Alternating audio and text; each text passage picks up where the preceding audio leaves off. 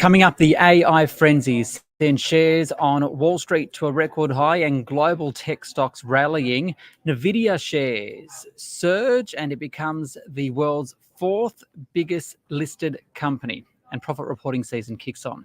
That is all next.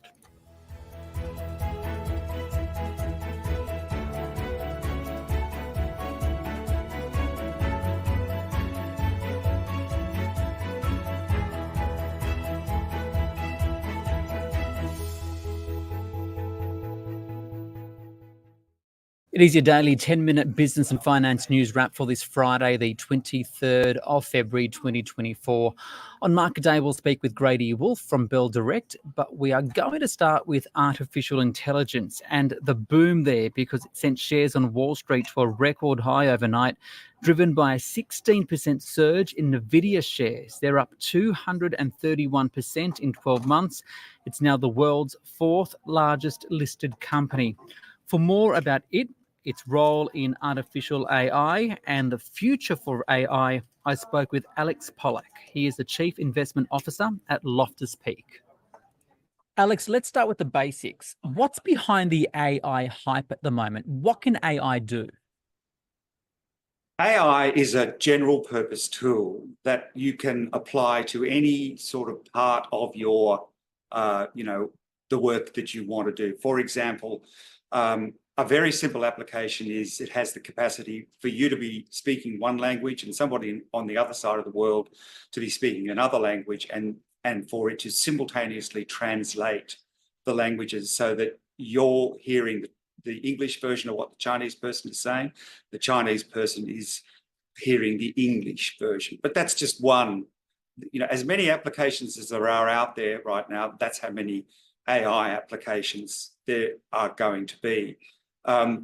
The ability to be able to, most people can't write computer code, that's fine, but the ability to say, please computer, write me some code that automatically books my next 6 hotel visits to this particular place, etc., and bring up all the prices, etc., and not have to go and kind of do that yourself. You can tell the AI, do this job for me, and it will code the necessary things to do that and present them to you. That's what AI can do right now. Isn't one of the key things that we don't necessarily know what the future capabilities are?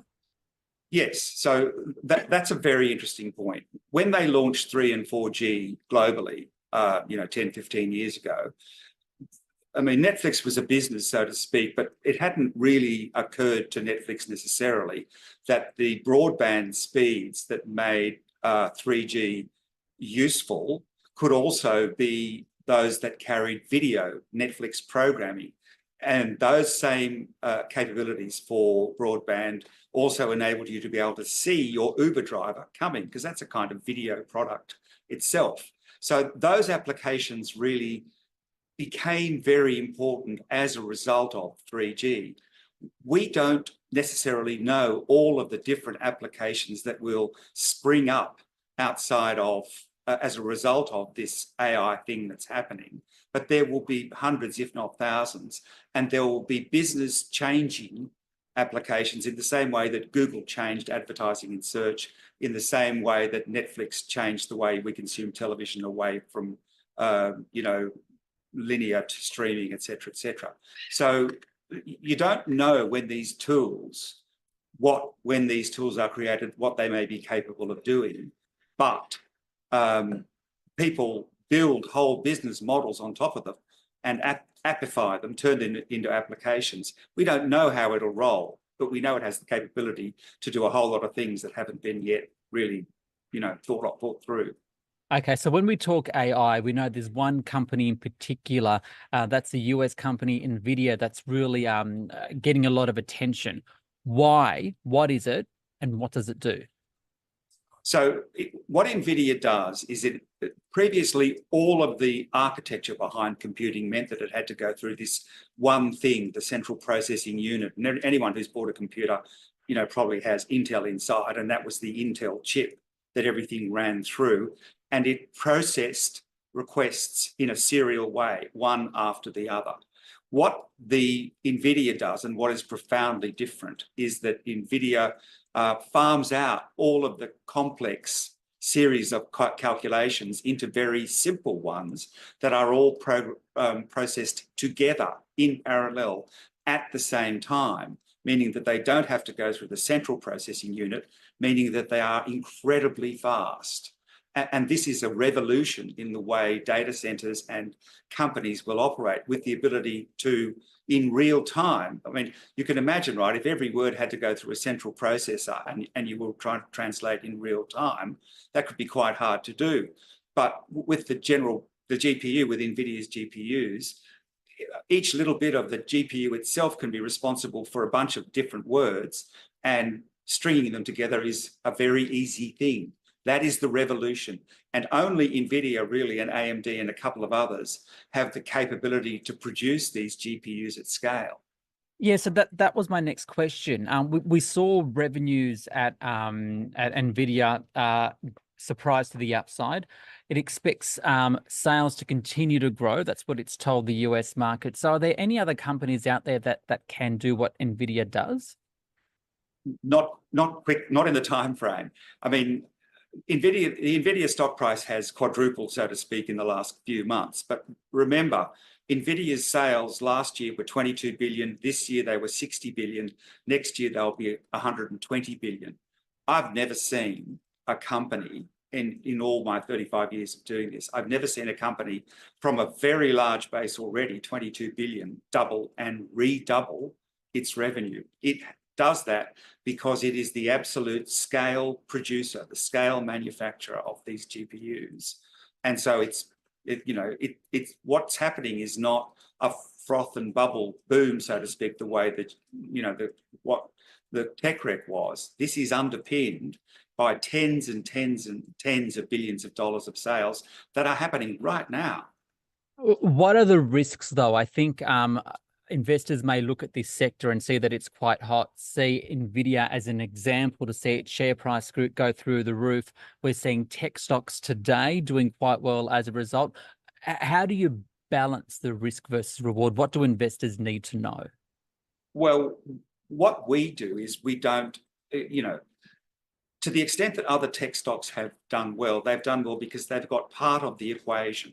There are lots of other parts of the equation relating to AI that are not particularly only NVIDIA's, and they're not only NVIDIA's. There's applications of AI in people's mobile phones and in people's laptops in the next generations that are coming down the pike, even as we speak. And so not all tech stocks went up last night, but a number of them that are perceived to be beneficiaries of this AI, they certainly did. We run a diversified portfolio. We don't bet the whole farm on one particular company, because companies, come and go, and they can do well one week and badly the next. So, our approach is to target a basket of companies that have exposure to this across a basket of different industries: retail, travel, banking, etc. And that's how we defray the risk and keep it down. I don't want this to sound like a doom and gloom question, but is there anything that could derail AI? Yeah, there are things that could change, that could slow the pace down. Chip shortages, for example, another war around the world. There are all the usual things that, pandemic, etc., etc. But short of all of those things, no, it would be like saying, is there anything that could slow down the rollout of 3G, 4G, or 5G? Yes, there are probably things, but those things are going to happen. These things are already happening. Meta, Facebook, spent $10.5 billion on GPUs. It announced that it was going to only 2 weeks ago. These guys are not spending $10.5 billion, 1/12 of Nvidia's revenue this year, to build supercomputers to process advertising, so that, and you can see the returns that Meta has produced from that. They're not doing it trivially. They're doing it because they completely believe that this is going on. So I think the chances of it being, there's definitely possibilities for a slowdown, for air pockets. Can it be stopped? I highly doubt it. That is Alex Pollak there, Chief Investment Officer at Loftus Peak. Now, Market Day on the SBS On the Money podcast. Well, that rally on Wall Street fed through to the Australian share market, with the S&P ASX 200 rising 0.4% to 7,643. For more, I spoke with Grady, Wulff, a market analyst at Bill Direct. Well, naturally, we saw some strength on Wall Street overnight, with the Nasdaq obviously leading the charge over there on the back of those AI-fueled rally on the tech sector. And it's funny because at the start of the week this week, investors were thinking that all of the big Magnificent Seven were overvalued. Then Nvidia came out with their results, and they absolutely went from strength to strength and guided towards $24 billion in revenue in the next quarter. So that's even more growth on the horizon for such a big company in the US. And so that naturally drove a tech rally here today on the ASX. And we've also seen the tech rally has been driven by AI for the last year. It's nothing new. So everyone is really into the AI space now and really looking at tech stocks again and the value that they're posing in this current day and age. And the market was also responding today to some big corporate earnings results out. We are in reporting season. So Aussie Broadband soared 17% today on rising sales, and Jumbo Interactive obviously rallied over 6% today on rising sales and profits. So again, the market was in very good sentiment today, and that's after quite a turbulent week this week with a negative start to the week. Let's break up those two key themes, AI and profit reporting season. First of all, given the attention on Nvidia, are there any ways to play AI here in Australia? There's actually a number of ways to play AI. So the natural first obvious way is through playing a company like Altium, which is going to get taken over soon, likely to get taken over soon, or Archer Materials, who are producers of semiconductors and the AI technology in this Australian market. You can also play it through REIT stocks, which is a really interesting alternative. So companies like Goodman Group or NextDC, they own the warehouses and the infrastructure that's required for these AI softwares to run. So they've got the data warehousing. So that's kind of the way that I would play it. And I really like that kind of growth there. And Goodman Group is on a lot of brokers' radars right now. And I know a lot of the Bell Potter brokers actually have them as staples for all of their clients' portfolios.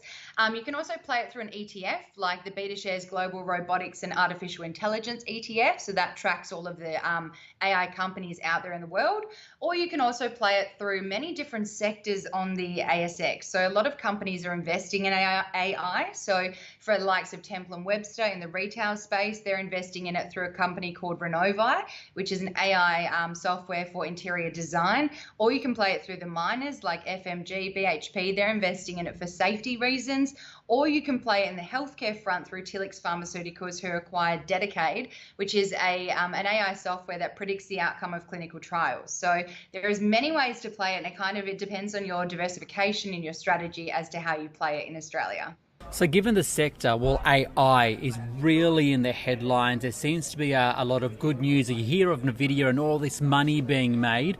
What are the risks, though? Because some people talk about valuations. We don't know what's going to happen in the future. Run us through the risks there.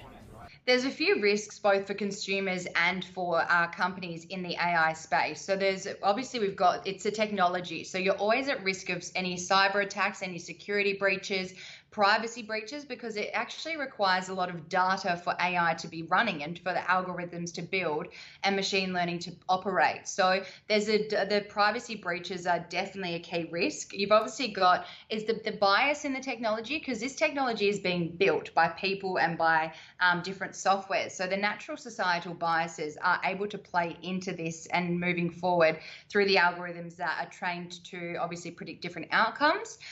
Ethical dilemmas, naturally, that's a big one. That's a kind of concern for a lot of consumers and Australians and even citizens around the world, because we are so scared that robots are going to replace our work, which for companies is really good because it's a cost-cutting measure. But for us employees, it's like, well, what are we going to do? It's our job, it's our livelihood, and robots are coming to replace us. And then obviously over-reliance on AI as well, because a lot of skills are required in the workplace. And if AI is coming in to replace that, it says we might get a little bit too reliant and obviously lose our skills, and that will pass on to generations to come. There's obviously legal concerns over the IP and the regulation of the space. It's not currently heavily regulated, so we're going to need some serious regulation on that front to control the robots and AI moving forward. And obviously for a company, it's the risk of falling behind competitive-wise, because if your competitor is investing in AI and really exceeding their operational efficiency and you're not, then you're falling behind. Okay, so that's AI. Let's now talk about profit reporting season, which continues today. Which one's caught your attention and why? Yeah, a few have caught my attention over the last few weeks, and this week particular was Cochlear in the healthcare space. They're really sitting on a high valuation at the moment. They're an expensive stock, but their results were so impressive. So they're continuing to go from strength to strength. They had 35% increase in net profit. Underlying net profit was 17% higher. Earnings, their price to earnings at the moment is 114 times on these results. So that is really expensive. And that's the reason a lot of brokers have actually downgraded them to a sell rating.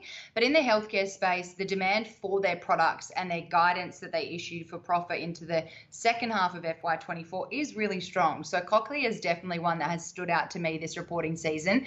And then Lovisa as well. Lovisa is one stock I've been talking about for a very long time. And I absolutely love this company. They've just kind of risen the ranks and really exceeded all expectations. They are fashion jewelry, but they continue to go from strength to strength, and growth is seriously, their runway is so long because they've just opened in China, and everyone thought that was a really controversial move in this current environment where China's really struggling to come back from the pandemic lows, but they're continuing to grow over there, and their sales, like-for-like sales over there, were really strong. They obviously opened 74 new stores in the first half, which is meeting their guidance. They had revenue rise 18%, EBIT up 16%, NPAT up 12%, and the dividend raised to 50 cents per share. So a company like Lovisa is really resilient, especially against headwinds of slowing consumer demand in the retail space. Now that we're coming through the other end of profit reporting season, what is it saying about the way companies are performing in the face of the cost of living crisis and a slowing economy?